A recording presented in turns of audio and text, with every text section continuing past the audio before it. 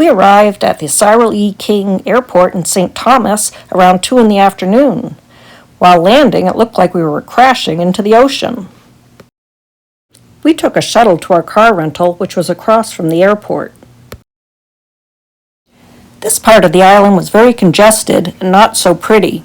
In St. Thomas, you drive on the left side of the road, but they use American cars, so the steering wheel is also on the left. Most of the roads are very narrow and windy, so driving is not for the faint at heart. Luckily, I had Al to drive, and he acclimated pretty quickly, although parking lots were still pretty tricky.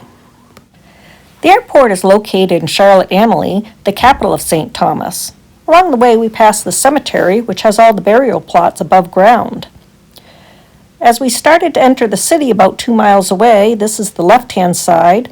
On the right-hand side is where the cruise ships come in, and there's a lot of shopping in the downtown area. We stayed at Margaritaville, a vacation resort on the other side of the island. We had trouble with our Airbnb confirmation and took a break at the resort restaurant while we waited for the Airbnb host to contact us. The hotel staff was extremely helpful and pleasant to work with, and we finally got our confirmation sorted out. Our room was very nice and was located close to the lobby and pool area. When you first enter, there's a bathroom off to the right, and on the left there was a closet and some drawers, a nice king-size bed, little sofa area with TV. Through the curtain is our balcony, and then there was a refrigerator and microwave and coffee maker. There wasn't any type of stove. Our balcony was a little lacking as it faced the bar. When the bar was closed, there were just some garage doors we were looking at, and when it was open, we got to see the patrons of the bar. But we could also just walk right out to the bar from our balcony, which was on the first floor. Next to the bar was the pool area, and it was never overcrowded. We were there the second week of January in 2026, and you were always able to find a seat. In the evenings, there was bingo at 5:30, and we played every evening, but never won. Behind the pool area, you have the ocean with a little beach. It was very pretty. The reddish building in the background is the restaurant, and they serve breakfast, lunch, and dinner, but don't open till 8 a.m. for breakfast.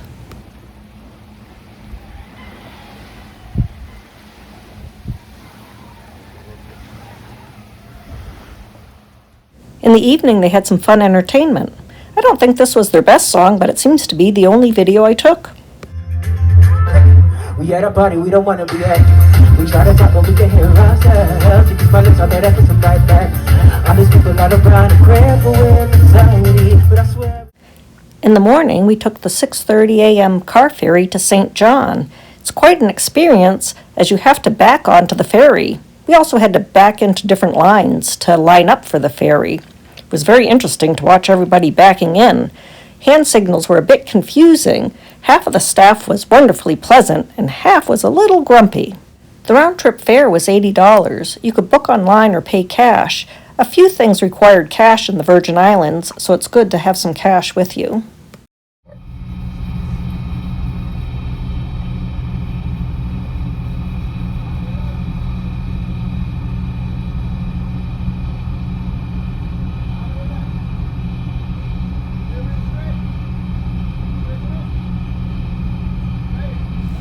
This is the National Park Visitor Center, located in Cruz Bay on St. John. There's also a docking area where boat excursions take off from, a little shopping area across the street, and behind the visitor center there's one trail that we didn't hike. This road leads you into the main part of the park. The park is very beautiful with limited development. The roads are also very narrow and windy. I can barely see over the dashboard. Look at this hairpin turn. When the open air taxis come by, they aren't afraid to travel. You have to beware. Our first stop was the Annaberg Sugar Plantation Ruins and Waterlemon Bay, which I kept reading as Watermelon Bay. The ruins were located up a couple of flights of stairs from the parking lot. The Virgin Islands were originally known as the Danish West Indies, and slave labor was brought in from Africa to run the various sugar plantations. On November 23, 1733, there was a slave rebellion, and slaves took over the island for 6 months before the Danes regained control.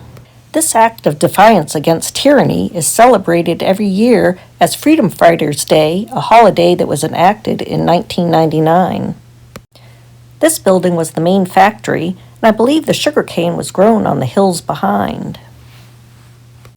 After exploring the ruins, we headed for a hike along the Leinster Trail.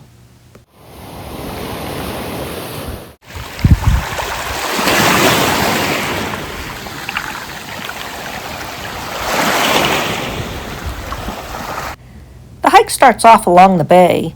Along the way, you can see all kinds of coral along the edge of the water. This is signs of bleaching or coral death caused by climate change and disease. The hike moves into the mangrove forest along the shore, where you can see many termite nests, also known as termitaria. In one area, we came across a bunch of hermit crabs. A short detour off the trail brought us to these ruins where volunteers were cleaning up. The main trail turned into the Johnny Horn Trail, and we followed it up to what is known as Windy Hill, another set of ruins. Once again, we ran into volunteers cleaning up the trail.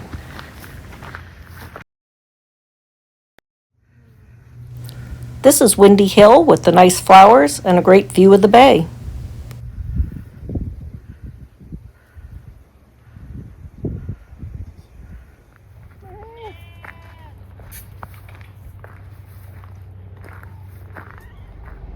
On the way back, we were captivated watching the cement truck navigate the narrow streets and hairpin turns.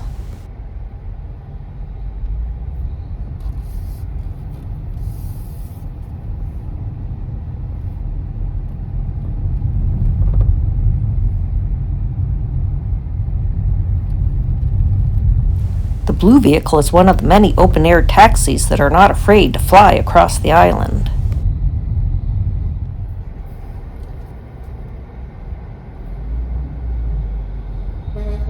We were ready for lunch and stopped at Cinnamon Bay looking for a restaurant, but it didn't open till evening. There was a food truck, but we opted to head into town. Cinnamon Bay also has a campground with tent sites, furnished tents for rent, and cottage rooms. While there, we saw this deer, and this is also where we began to realize that one of these vehicles does not belong.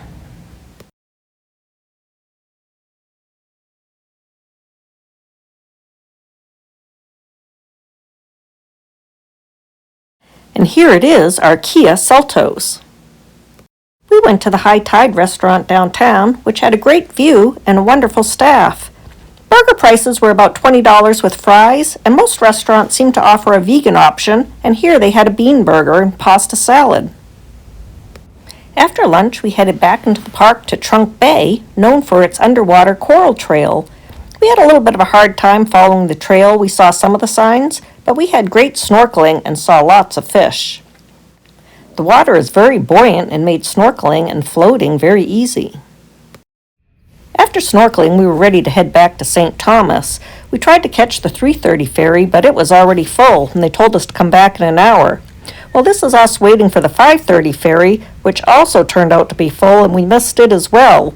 We had to stay in line and wait for the next ferry, which arrived at 7 o'clock. Back on St. Thomas, we stopped at the grocery store to pick up a few things and were astounded by the prices. These Blue Bunny bars were $11.39 for 6. And these Milky Way bars were $9.99. This white bread was $5.99. Wheat bread was about $10. And these cornflakes were $14.19. Back at Margaritaville, there was some bad karaoke going on and this cute crab walking around. Another beautiful morning with the beach all to ourselves. On the way to the car, we saw the crab still hanging out from last night. Today, we stayed on St. Thomas and headed for Magens Bay Beach. It's hard to believe how gorgeous all the beaches are.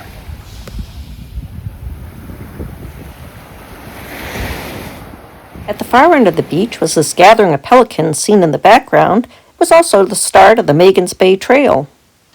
The start of the trail paralleled the beach going back the way we came. Along the way we saw lots of these holes that were for crabs. They seemed to be hermit crabs, but there were some really giant holes. I don't know if they were really giant hermit crabs. Take a look at this one.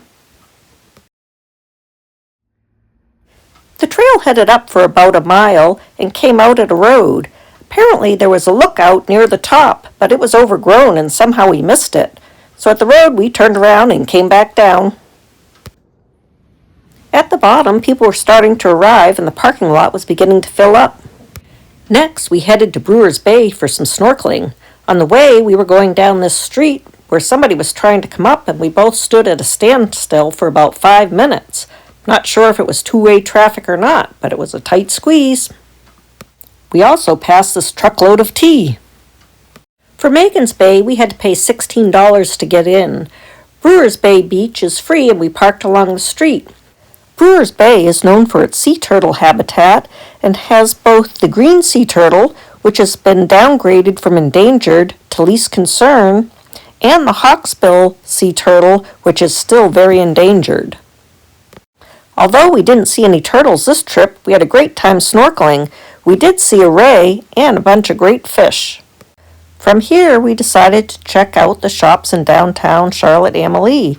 We were amazed to see how many jewelry shops they were. Everybody was selling gold and silver and Rolex watches. There were a few restaurants and a couple of t-shirt shops mixed in, but for the most part, it was all jewelry. Back at Margaritaville, we enjoyed some more evening entertainment.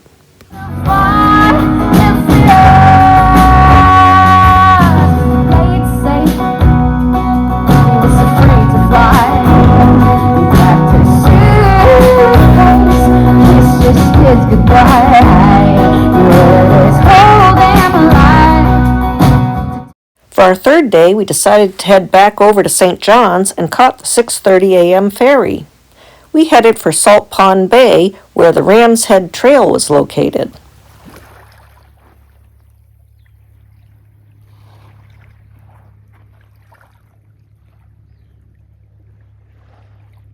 The trail is about 2.6 miles long, round trip.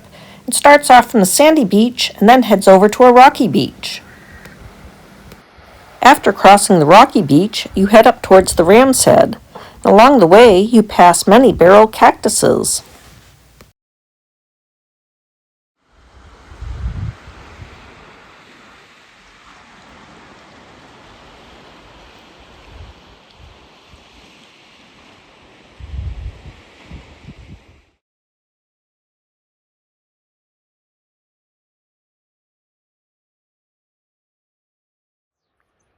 After enjoying the astounding views, we headed back.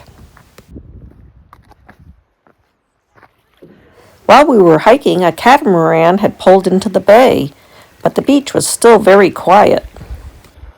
It's a short hike up from the beach to the parking area. From here, we headed to Maho Beach, well known for its sea turtle sightings, to do some snorkeling. Along the way, we passed these donkeys.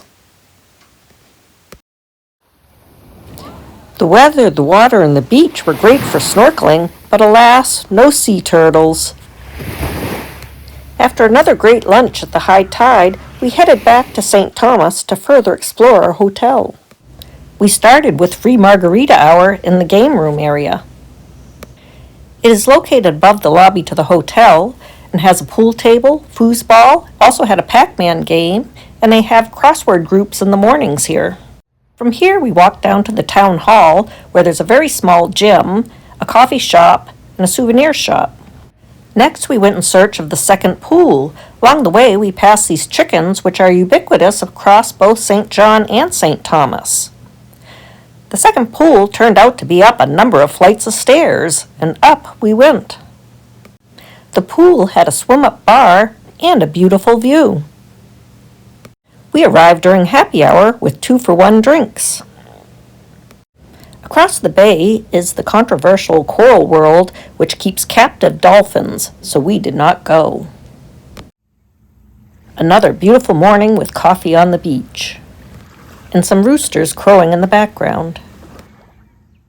The Snorkel Cat is moored in the bay and offers sunset cruises and half-day snorkeling trips to St. John's.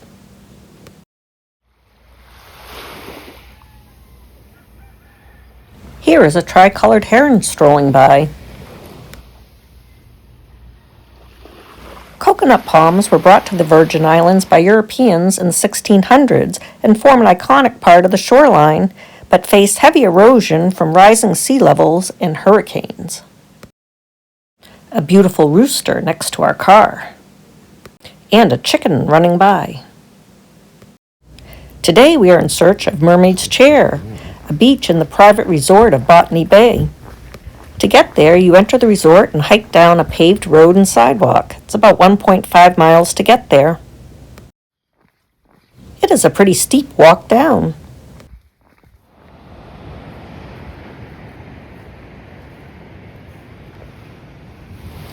This sandbar is Mermaid's Chair, with the Caribbean Sea on the left and the Atlantic Ocean on the right.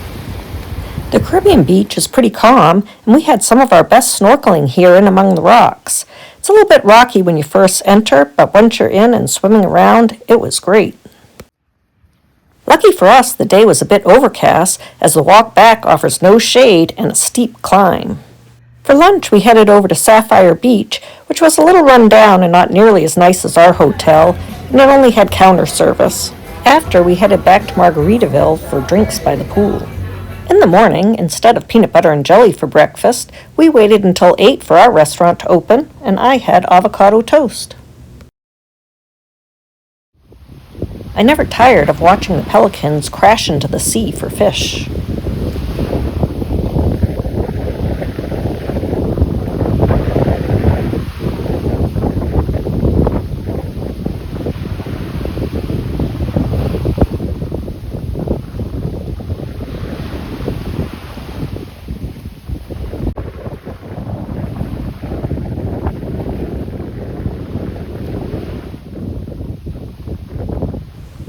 More chickens to see walking out behind our room, and a small lizard out front. We headed over to Secret Harbor to do some snorkeling. We heard there might be some turtles here, but we didn't see any. This was my least favorite snorkeling, although it was still very good. From here, we headed back to Brewers Bay, where luck struck and we finally saw some turtles. Next, we headed for Mountaintop, where we saw our first large iguana. And took some fun photos. This is a great view of Megan's Bay and all the islands behind. There's a nice sign to let you know what is what. While enjoying the view, we sipped one of Mountaintop's world-famous banana daiquiris, which were very touristy but also very tasty. There's also a gift shop available. After, we headed back to Margaritaville to have drinks at the swim-up bar, and we actually swam up this time. It turned out to be iguana day, as we saw another large iguana on our way up. Our last morning, we went out to breakfast at an hour late, where they had nice vegan selections for me and regular choices for Al. The Sun and Sea Bar and Grill was located next to Margaritaville, and we probably should have checked it out, as it was a hopping place and we often saw people walking over at night. After breakfast, we went over for a look around and were surprised to see these tarpon and many small fish floating around their dock.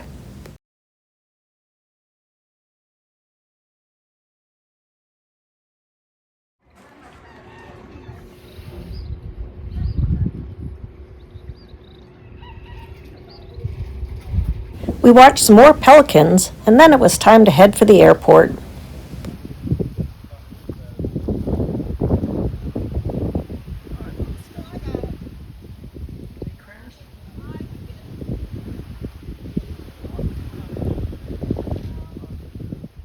The airport was very busy. We got through customs pretty quickly, but it took us over an hour to get through security. Well, that's it for this post. See you next time.